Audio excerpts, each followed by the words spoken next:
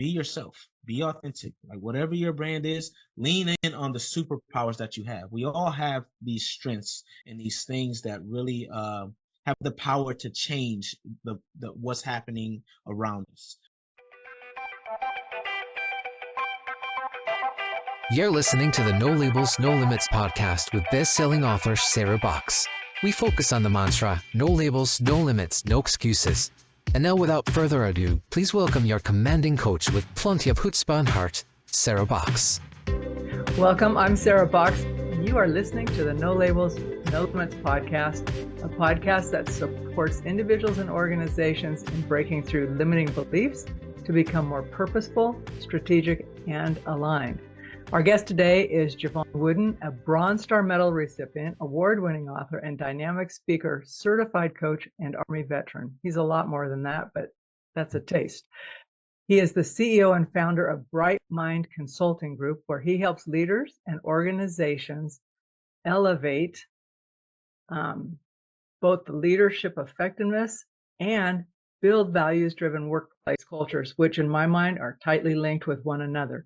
With a deep understanding of emotional intelligence, strategic marketing, and mindset mastery, Jevon empowers high achievers to rediscover purpose and lead with authenticity. He is also the host of the Design Your Life podcast and author of Own Your Kingdom and his new book, From Functional to Phenomenal. His personal story is one of resilience and radical transformation, and today he's here to share actionable insights to help you lead with intention and clarity. And actually, we're just going to have a great conversation and see where it goes. So with that, let me formally welcome you to the podcast, Jevon. Hey, thank you so much for having me, Sarah. I'm excited to be here today. I'm happy. You know, there's so much in your background that just pulls my attention, like a lot of shiny penny stuff. So I'm going to try and hit on a few different areas, and we may go deeper in some than others. But I thought we might go back to many years back. But you note that your journey from facing prison time at 17 to receiving a Bronze Star in the Army is incredible. So how did that transformation shape the approach to leadership and your purpose that people who know you today experience when they meet you? I mean, those two things are huge inflection points in my life. You know, facing prison time, 7 years, and all the way up through that Bronze Star event that transpired. I use those every day. And just for context for the audience, when I talk leadership, I talk more of John Maxwell's definition, which is influence. Leadership is influence, so it's not necessarily by title or by role. It's more about what you do, the actions you take, and the influence it has by word and deed. So I leverage those to wake up and say, I get to do these things. I get to do these things, and I get to do them at a high level. So when I don't feel like necessarily driven to make something happen, I lean on that even more so to say, you know what? I'm in a privileged position now. I went through all these things to get to this moment. This time that I'm in right now, I used to dream about. So let me make the most of it. Do you find that you forget to remember that? Oh, absolutely. You know what? I find that I think it's just a human thing to do. It's recency bias for one. We focus on what's happening in front of us. And then for two, you know, those things, we tend to focus more on the negative things that's happened than the positives. So for me, it's like I have to be intentional about reminding myself of that. And I usually do that in what I call my gratitude practice in the mornings. So every morning I start the day off with gratitude. Yes, for a higher power in God, but also for myself, for continuing to face adversity, for waking up and moving forward, for working out even though I'm in pain every day, every moment of the day. And sometimes I'm challenged with mental health challenges or emotional challenges, but I always decide to win the day. And I feel like that has carried me forward. A lot of people ask me about motivation, and I say, you know what, I don't lean on motivation because it's really not about how I feel in the moment. It's about what is necessary for me to get to the point and become the person I want to be. So I think that's a really important point, because frequently we wait until it's like, I'll do that when, or I'll wait until I have this, or I feel good about it. And there's just some things that are in front of us that we're never going to feel good about. they just need doing. Yeah, 100%. I mean, when I started this entrepreneurial journey, for example, I was like, oh, I can't wait to coach people, can't wait to help them unlock their potential and come into these organizations, cultural transformations, speak on the stages. Well, that's probably maybe 30% of what I get to do as a business owner, because most of the stuff I'm doing is admin work, prospecting, getting out there and doing all the things it takes for me to get to that moment.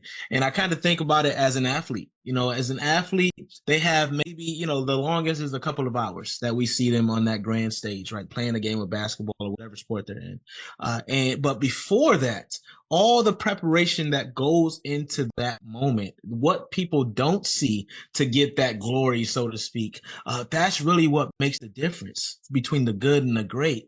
So I embrace and I relish the journey that it takes to get to that moment where I'm serving in what I like to think is my purpose. Now, how did you get to that mindset? Is because that's a mindset that's been cultivated. Absolutely. So Absolutely. how did you tend to the garden of your mindset? It's I always like to say it's a practice, Sarah. So we're not always going to get it right because we're humans, right? But to get to this point, I mean, it really is something where I have decided to, in the Army, what we say, learn from things. So in the military, we say embrace the suck. And embrace the suck is going through that journey, going through the adversity, going through the pain, so you can come out on the other side at the point you're looking to come into. So I have taken that mantra and applied it to everything that I do to say, you know what? For instance, I'm in my doctoral journey. I'm like, I don't feel like reading these papers, but these papers are necessary for me to come out and write the dissertation that will change policies and programs that I'm looking to impact. So it's like when you think about why I'm doing that thing, that why is going to continue to drive me forward. And then I can say, you know what, I can give an hour or two to this thing that I just really don't enjoy. And it causes a paradigm shift for me. And when I have that, I still don't enjoy it. It's not like I'm just like, yes, I love this thing that I don't like. But it's more so of, this is a means to an end. And once I get done with this, I can move forward, Yeah, it puts it in context. Absolutely. Yeah, it's not a forever. So just like you said, embrace the suck, get it done. So can I ask, is it too early to ask what is your dissertation on? Not too early at all. I have about a year left at the time of this recording, so we are hitting the ground running for sure. So my dissertation is on using digital entrepreneurship as an alleviating factor to poverty in the urban United States. And what are a couple of your assumptions? So my assumption, I'm taking more of an intrinsic standpoint and the importance of mentorship. So my assumptions are that the communal space that an entrepreneur or a potential entrepreneur grows up in really plays a part, because that impacts the confidence, impacts risk aversion, mindset, and everything else that goes into being a successful entrepreneur. So my dissertation is pretty much saying that if we can provide the programs, the policies, and support, not from just the financial aspect, but to pour into these communities, give them the resources, make sure there's proximity to other successful entrepreneurs and programs, then that will breed more successful digital entrepreneurs, which would mean better economic outcomes and mobility for those different environments. So that's really my hypothesis. And from everything I'm reading, there hasn't been much on that space in the urban areas. They focus more on rural and emerging markets. So it is proven that this helps. I just have to apply it to the urban market. Urban area, yeah. But if it's digital, there's a paradox there, right? If it's a digital entrepreneur who maybe does that mean that their work is all digital as well? Like they're remote? That's the benefit, right? Yeah. So they can go global. They don't have to worry about what's in their communities per se. Once they have the technologies and the resources at their fingertips, then they can go ahead and grow a business that otherwise would not have been able to happen or take place, connect with people they wouldn't have been able to connect with, and get clients that, of course, would not have seen their work because the people around them cannot afford or is not interested in what they're selling. Which, to the point that you're making and the research you're doing, is you're isolated then. You don't have a community to support you. Exactly. And that's powerful because like you said, 30% of your work is the thing you win and go and rah-rah about. The Yep. rest of it can be a grind sometimes, and you do need support around you to say, you got this, but one foot in front of the other type of thing. Absolutely. And that's where that mentorship piece comes in. So if we can get successful mentors to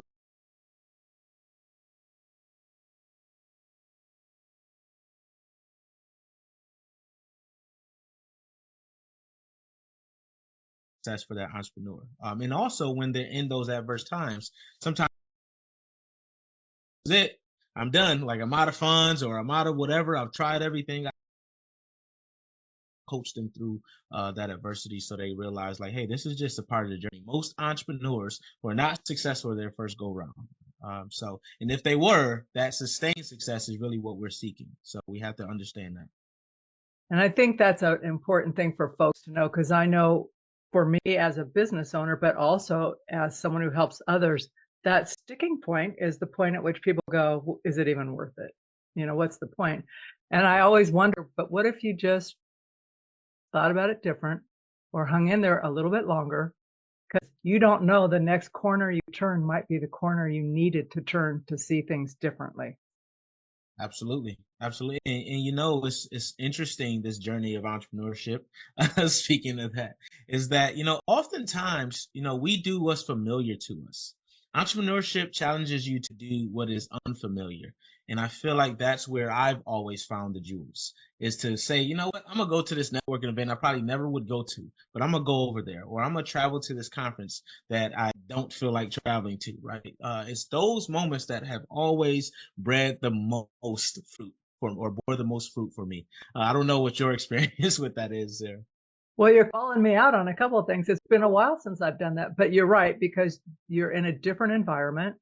So you can't rely on the day-to-day norms for you, right? Your comfort, your routine. If you're in a conference or in a networking event, hopefully you're paying attention to what's going on around you and the people around you, and being a little bit of a sponge to see what you can learn and take in.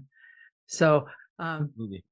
and I've actually been thinking about this, like, okay, who do I need not to meet for business per se, but for sparking some different types of questions or curiosity? Because our own little pool that we swim in is really familiar. Yes, and that's really, you hit the nail on the head when you said that word curiosity. That's really what life is about. To me, I feel like when we tap into that curiosity that somehow we lose as adults, then that's when we start to lose the passion, lose the desire, lose the will to continue to go on and fight through whatever we're challenged with. So I want the listeners to tap back into that curiosity. Think about that moment. When was the last time you said, I'm not worried about the outcome. I'm going to go do this thing anyway. Or, I am curious what happens when. Like, I bet that it's been some time for most of us. So I want everyone to just go out there and start being curious again. Like tap into it, especially like if you're on a professional journey. There's a lot of people who are in uncertainty right now. A lot of people who are looking for new roles, or a lot of entrepreneurs are being challenged with different ways to find and identify business to keep that pipeline full. Be curious. Use this as a time to learn something new about yourself so that you can apply it as you move forward. That is going to be when that breakthrough takes place. Do you have some favorite questions that you help your clients? Like when you say be curious, do you have some jogger questions that you help when people get stuck and they're going, well, I'm not sure, and that you kind of help them go, I wonder if, those types of questions that kind of frees up that I'm stuck mode? Yeah, absolutely. Well, one thing is I like to get my clients to think forward thinking. So one of the questions is, what would it look like if you were to become unstuck? And when they close their eyes and they see that, they're like, oh, I'm doing this, I'm doing that, because I want that energy to propel them forward. So that's one question that seems to always get them to see what freedom looks like.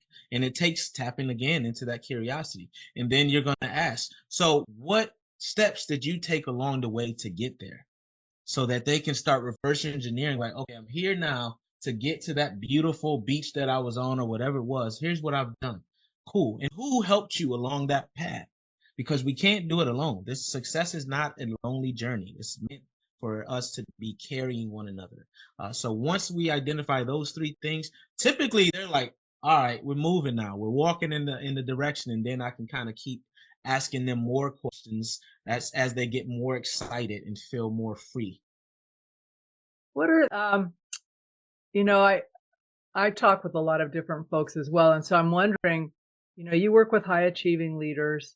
I'm imagining some of them experience burnout or that whole sense of misalignment, like they're doing well. Even if the business is doing well, they might feel misaligned with, okay, it's a grind, right? I'm burnout or whatever.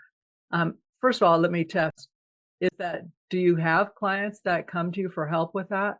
Absolutely. Absolutely. Okay. I feel that most high achievers have been battling with that feeling of burnout or an uncertainty in some capacity. Just because you always want more as a high achiever, you know. Once you feel like things are kind of becoming stagnant, you're like, is this it? Like I've worked this hard for this? There has to be more, you know. So where do you start with helping us uncover like the real root of that disconnect and kind of get unstuck, I guess might be a one way to think about it.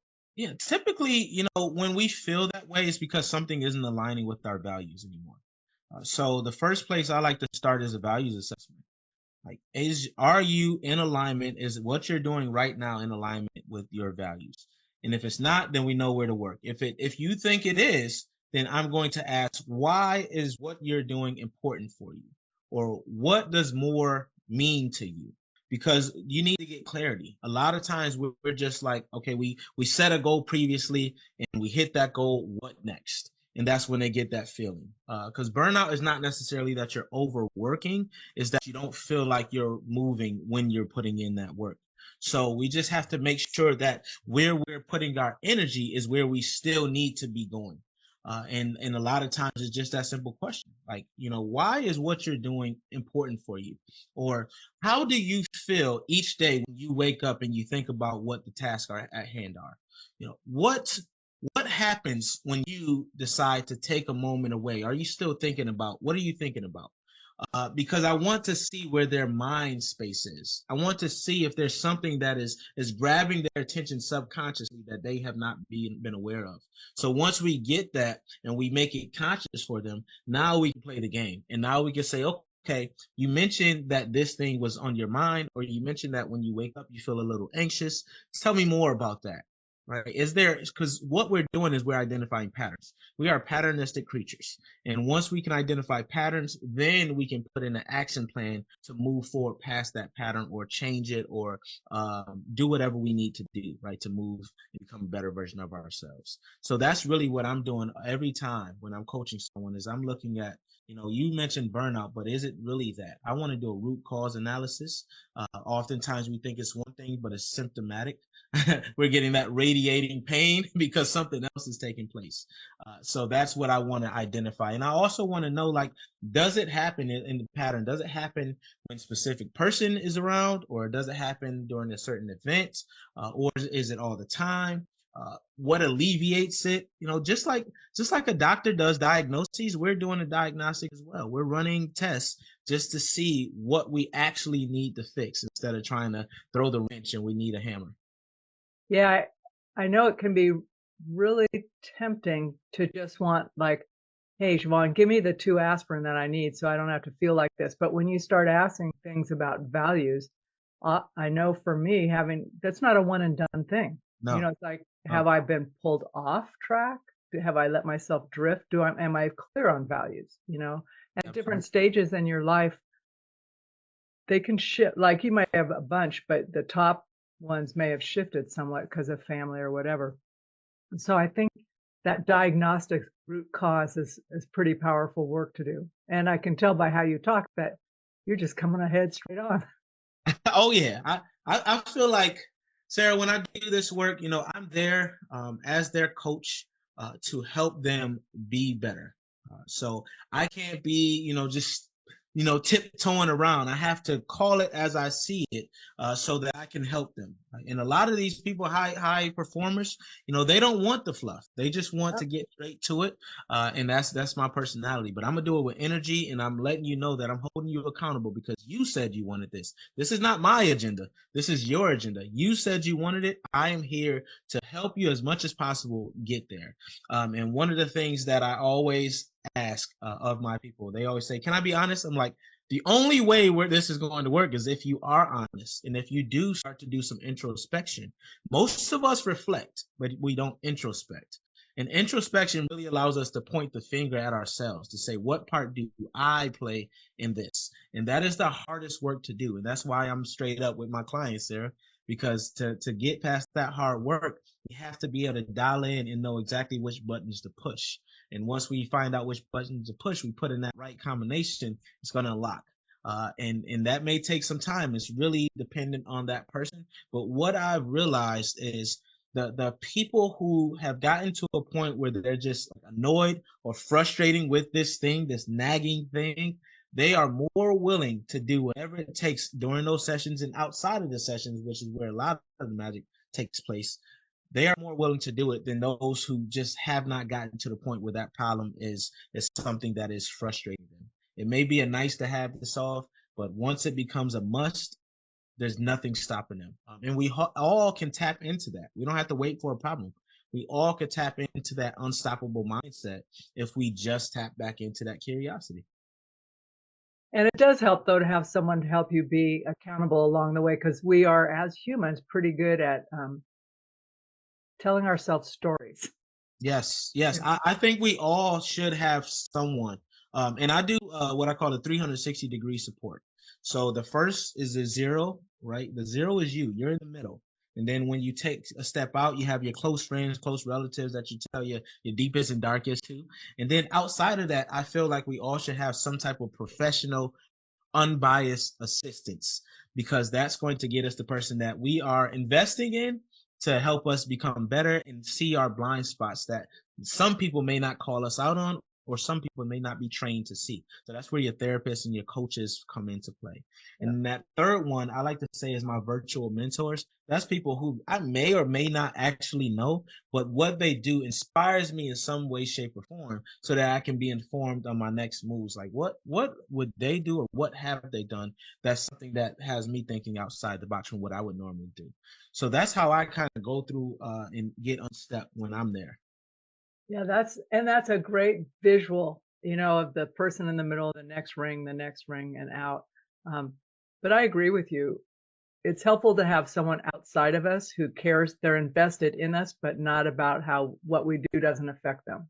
Because it's human nature. People don't like to see us change. It's like, oh, but it was so much better when you did this. And you're thinking, not for me, it wasn't. Yes, absolutely. We see that all the time. My wife and I, we watch, what is it? My 600-Pound Life, I think it's called.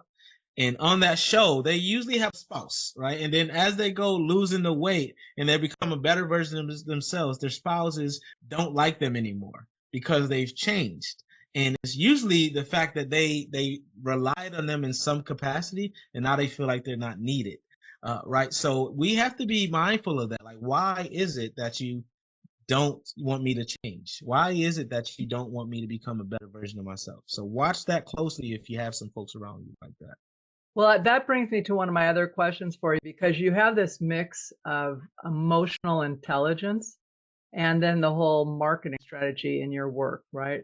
So what's the connection there, and how do you use that to help guide leaders in transformation? Absolutely. So, I look at emotional intelligence as a foundational skill to everything we do. And when you think of marketing, it too is something that's foundational, because we're marketing ourselves each and every day. The message you convey, that's marketing, right? How you walk around and you carry yourself on a daily, what you're known for, that's your brand. So everything we do is tied to these two components of knowing people, knowing who you're looking to influence and how you may need to convey your message to influence them, knowing how to make sure that you can A/B test, so to speak, right? Everyone communicates differently, so you have to be able to catch them where they are. And when you think of marketing, there's a funnel, right? First, you have to get that awareness, then you have to get the interest, then they make the decision decision and then the action. So it's the same thing as a leader. I need to make you aware of the goals I'm looking to accomplish. I need to make you aware of my vision before you can become interested. And then I need to challenge your perspectives. If you have something that doesn't quite fit well in my goals or my strategy, I need to allow you to ask questions, and I need to have a fact page so I can answer the common ones, right? So if you think about the two dynamics of both of those things, they go together in everything that we do. Yes, I talk to a lot of leaders, entrepreneurs, but this marketing and emotional intelligence is something that applies to us in our everyday life. You market to your spouse, to your friends, to your family, to the hiring managers, to your boss, whoever it is, you're marketing to them. Well, it was funny when you talked about how you show up and walk around. That's everybody. You know, like you can choose when you get up, say you have to drive somewhere in your car, just even how you approach getting in the car and paying attention to people who might be nearby you and acknowledging them or not, you know. Absolutely. And so, I mean, I think you're right. We are always marketing, or our brand is always on display. Let's put it that way. And we get to choose how we show up. Absolutely. You know what? A long time ago, I used to work in a hospital. And I remember like this lady, like I rarely said, I just said hello, like every day I would see her. And this lady was like, I look for you because I know you're going to be smiling every time I see you. And if I'm having a bad day, that smile warms me up. So at that point, I didn't know that was just me. I just like to smile. But that showed the power to me of doing things like that. Small gestures. A lot of times we think it's the grand things that make a difference. It's really those small gestures that make that ripple effect, that cause that person to change, that sticks in that person's brain and allows them to, move forward or have that inflection point in their life where they decide to change, whatever it is. So we just have to be mindful of that. And I'm not saying like be disingenuous, like be yourself, be authentic, like whatever your brand is, lean in on the superpowers that you have. We all have these strengths and these things that really have the power to change the what's happening around us, that have this sphere of influence that can expand us and make sure our impact is kind of trickling and permeating through everyone we interact with. We just have to tap into it. Okay, something you said when we were talking about your dissertation just popped back in my head. It happened. So I want you to envision you got another year on that before you have to present. Mm-hmm. Okay, and then we can call you doctor. Yes, I can't wait. So, can't wait. Very good. Okay, so doctor, it's 5 years from now. Your dissertation you've proven your points. You've moved forward on it. What's different? Yeah, that's a great question. See that the power of that forward thinking, coaching. So for me, what's different is that research is going to inform policy. So what's different is I'm going to look at neighborhoods that are like the ones I grew up in, and I'm going to see programs in place teaching these children entrepreneurship, providing them resources, creating mentorship programs, making sure that policies are changed. So the equity that we talk about, that's a hot topic right now, is on full display. The way we're separating and causing food deserts and digital deserts and energy deserts in our environment, they're going to start changing that to kind of make sure that these kids can access the places they need to access. Libraries are going to have programs that's teaching entrepreneurship because it's free resources, and companies are going to start investing just how they invest in those top schools and top high schools in rural and suburban areas. They're going to start realizing the talent that's in place within these urban areas, and they're going to start doing the same thing, investing in these children, creating programs to allow them to move forward so they can be the next innovators, the next ideators, and the change makers that they are. And that's what's going to change. I love it. So can I run into the future with you? Let's do it. Let's do it. So, come on. Well, I like to play the game because I think the first part is ideating. If you're going to go somewhere, you kind of have to thought about what could be possible there, right? So you have these communities that invest in these children, and in urban areas in particular, right? Because that's where some of the deserts are around this. But when you talk about the corporations coming in and doing it, would they come into where those young people live, or would they have the young people come into where the work is being done in the corporate? Bidirectional, or where the The kids only way to do this, Sarah, is to go where they are. Because these kids, the transportation is a challenge. Some of them absolutely. are raising themselves, some of them are raising their siblings. So we have to go to them and we have to get the resources into their communities so that they can leverage it. So what policies might help encourage people to do that? Because you're not saying this is going through like a school system. You're talking about things going into community, which could be different than an established system. Yeah, absolutely. So state, municipal, those levels have the power to do this. They have the power to incorporate these programs. So the policy really is like funding policies, making sure that we build these environments and these spaces, the entrepreneurial centers, so to speak. Rice or Atlanta has one called Rice, Russell Innovation Center for Entrepreneurship. So we can do the same thing everywhere else. Create a center for entrepreneurship that these kids can come in and learn these skills. We'll have people who volunteer their time to teach them. Right now, at the time of this recording, I volunteer for a program called G Unity here in Houston, where we teach kids in high schools entrepreneurship. And at the end, they do a pitch competition and they can win scholarship money. I've done the same thing in prisons, right? Prison entrepreneurship program here in Houston. Go in, anyone with 3 years or less, they can go through entrepreneurship course and training. They do a pitch competition at the end. So it's not something that has never been done before. It just needs to be applied on a grand scale, and we need to make a concerted effort to put the funding and the resources in place so that it can be mobilized properly. Okay, I'm with you 100%. I have a couple more questions though, because I really do like picking on the vision. Come on. So what age kids, this is a two-part question. So how young might someone be to start in this mentorship process? And is this something, how we've had all these conversations about maybe college isn't the way to go, maybe tech schools, maybe something different. Is this something that might be a third track along that way? Yeah, absolutely. Absolutely. I mean, for me, the thing about entrepreneurship is the skill set required applies across no matter if you want to be an entrepreneur or not.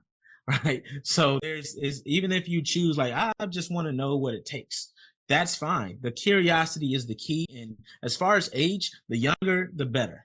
When we look at, for instance, robotics competitions, their kids are like 6, 7 years old starting these competitions. So why can't we do the same for entrepreneurship, right? So we can teach them the same things, and the younger the better because they're not jaded or they're not impacted and influenced by life yet.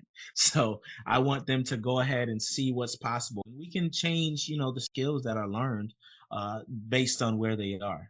So I think that it's just something that we can do, and it is possible. And we have people. I mean, I know a bunch of folks myself who are willing to invest their time for things like this. It's just really about making sure that we get it organized, and then that we have the go ahead from like the states and the municipal levels, and then hopefully one day the federal levels will implement things like this in some capacity.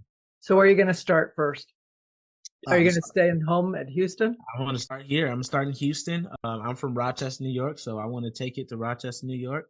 And then I just want to go to all urban areas to see what's possible for them. I love it. Well, number one, you've got a clear picture of what's possible and a pathway forward to it. And that's so dynamic. And you're right, young kids, like when you're giving the example of the robotics, unless they've had people around them saying, well, that won't work, they're like, everything's on the table. And even when they hear that won't work, they're going to ask why. Why? And if you don't have a great answer, they're going to go figure it out themselves. And that's what I love about children. I do too. That no does not deter most of them. They're just like, whatever, I'm going to see for myself. Well, there's a certain age of when you hear a no from an adult, you think, what do you know? Yeah, exactly. Exactly. What the heck do you know? You're no fun. You're no fun and you're too old. And no, I think one of the best things we can do for kids when they come up with an idea that we might think, well, I'm not sure that's going to work, is say, hey, tell me more. Absolutely. And don't be negative about it at all, because you might be surprised. Absolutely. There was a movie, I can't remember the name of it, but there was a young man in Africa, and he built a wind turbine. Like the whole village was saying it was impossible, but he ended up building this thing because he knew that it was a way to get his country or his village energy. So he saw it. He read a book one day, and he was like, "I think I can do this." And his dad was like, all right, that sounds good, but how are you gonna get the parts?" And you know what he did? He would ride his bike to the scrapyard, and he found every single part he needed in the scrapyard. And then he won I think it was a Nobel Peace Prize. That's the power of like just being curious and not letting people's like fears and visions or lack of vision kind of deter you from doing what you were looking to do. Hence why the No Labels, No Limits podcast. You just don't know what's possible unless you hear from other people how they just got through all that garbage and kept going anyway. Absolutely. That's why I love the name of your podcast. Hey, well, thanks for that. How? When was the last time or the most recent time maybe that a client surprised you with a breakthrough? The last time a client surprised me with a breakthrough. Got it. So recently, actually, I've been working with a client, an older gentleman. I think he's in his 60s, and he wanted to get back on the dating scene. That's what I'm coaching. I'm coaching him how to be emotionally intelligent in his relationships. So he surprised me because he's kind of like a very straightforward, like a brash person, and he doesn't really, take those cues very well. So he surprised me because he was telling me about a young lady, and he was very like hesitant to approach anyone. So he surprised me. He was like, "Hey, guess what? This lady that was at my church, I've been eyeing her for a while. I thought she was so beautiful, and I just couldn't for years. It feels like I just couldn't say anything to her." And he surprised me by saying, "I went up to her and I asked her if she wanted to grab a coffee, and she said yes." And a couple of days or a couple of weeks later, during our next session, he said, "And guess what? Now we are together." And we've gone on X amount of dates. And that surprised me because you talk about no labels and limits. The hardest thing to get over are the labels that we place on ourselves. And he would always say, like, I think I'm too assertive. I think I'm just stuck in my ways, that type of language, that final language. And he changed it. He had this paradigm shift that just caused him to click and realize, like, I actually can work on this. I can be more emotionally intelligent once I become self-aware, because that's the foundation of everything. So we did some self-awareness exercises, and he realized that the language and the voice and the way he externally presented himself, it wasn't even him. It came from being protected from his father, right? His father was very assertive and very abusive and stuff. So he felt like he had to be this way to defend. So once we identified that, he was able to take away his father and say, like, "Hey, no more. I'm an adult and I'm powerful and all these other things." And that's what allowed him to then step up to this young lady. And I just see the difference in him. So that for me is the biggest surprise. Well, he must just be full of joy now Yeah, absolutely. because he's Absolutely. not bogged down. Absolutely. He's one of my fellow vets. I have a soft spot for my fellow vets. So I felt great about that one. Oh, that's a good one. That's a good one for me. I get to take that into my day. It's still a little earlier for me than you. I have two more questions for you. I lie, it might be 2.5, but I know you've been Let's featured. go. Well, I may stretch it a little. Forbes, Entrepreneur, and you get interviewed, and I'm interviewing here, and I'm sure you've had tons of other interviews.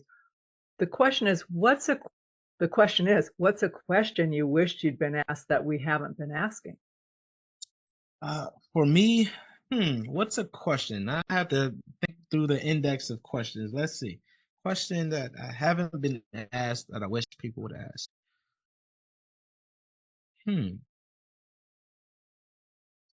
Maybe, I talk a lot about drive instead of feeling like things and motivating. Maybe what drives you is a great question. Like, Okay, so let's answer that one.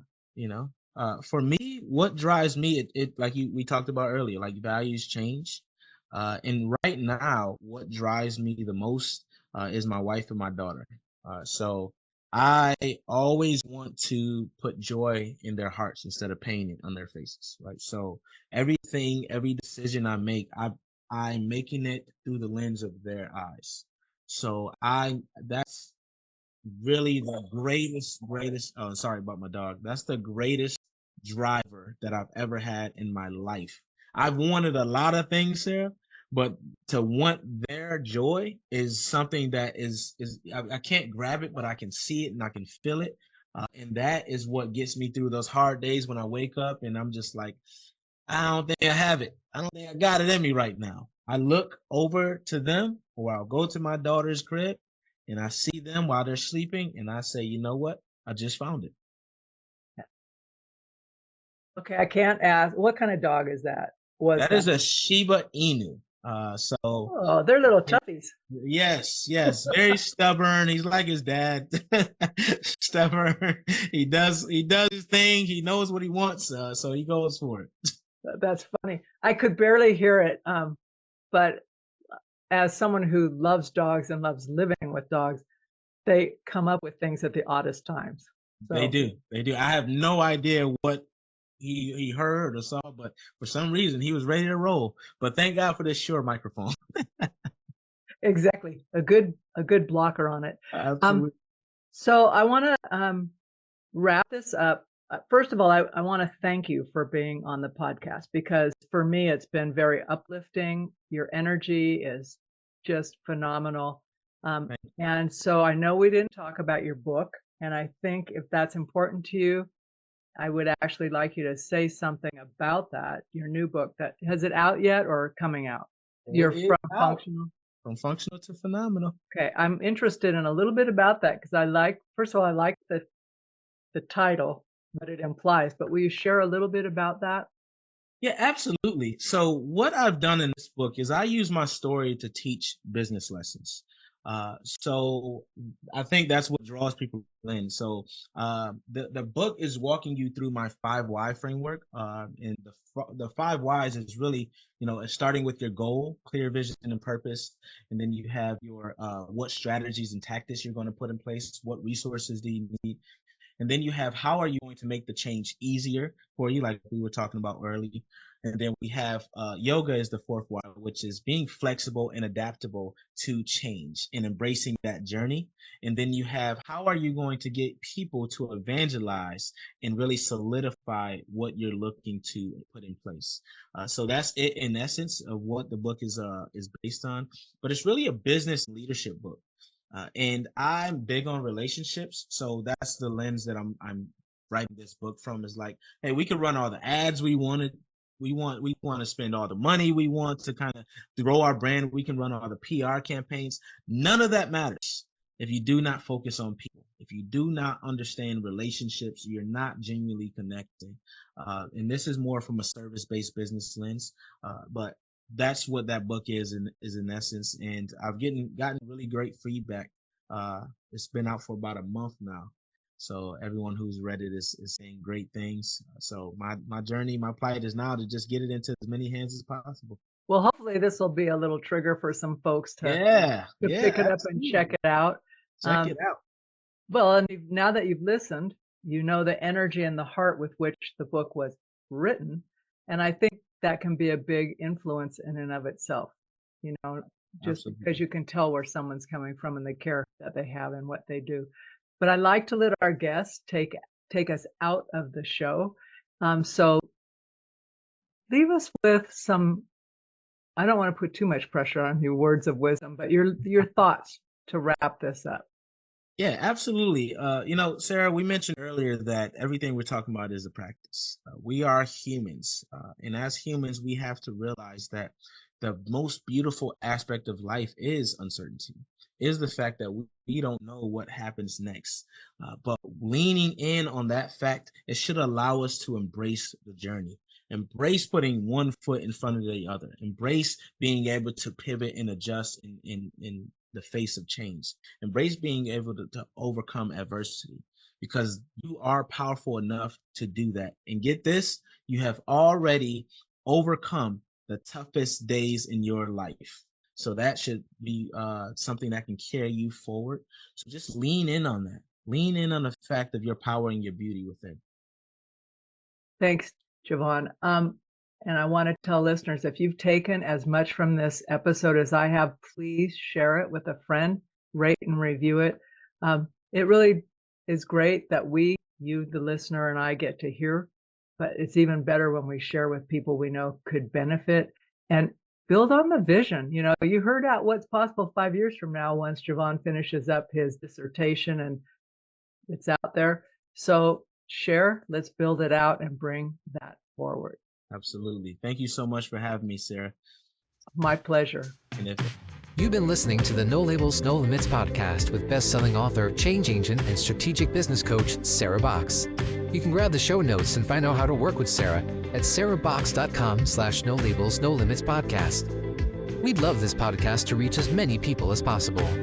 Please remember to rate, leave a 5-star review, and share the podcast with someone you think would get value from this conversation. Till next time, keep taking those daily action steps to align your purpose to your principles and achieve your goals in business and life.